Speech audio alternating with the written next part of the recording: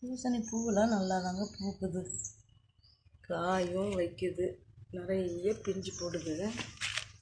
ஆனால் எல்லா பிஞ்சுமே க்ரோத் ஆக மாட்டேங்குது.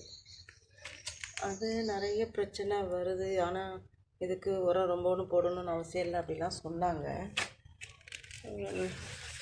இருந்தாலும் நிறைய பிஞ்சு வந்துச்சு.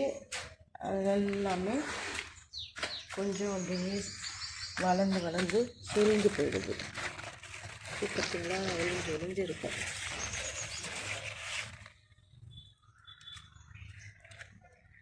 இது வந்து மஞ்சள் பூசணிக்காய்.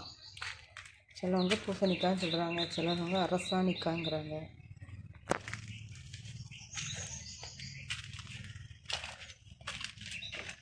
இந்த மேலே கொடியாக ஏற்றி விட்டோம்னா நல்லா பிஞ்சு பிடிச்சி நிறையா காய் வரும்னு சொல்கிறாங்க.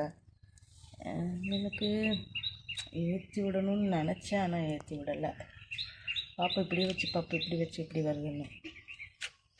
அதில் 2 3 4 காய் பறிச்சிட்டேன். இது ஷேப் வந்து வித்தியாசமாக இருக்குது, ரவுண்டாலாம் இல்லை. இதோட காய் பிக்சர் இருக்குதுன்ட்டு நான் உங்களுக்கு வேணால் காமிக்கிறேன், சரியா?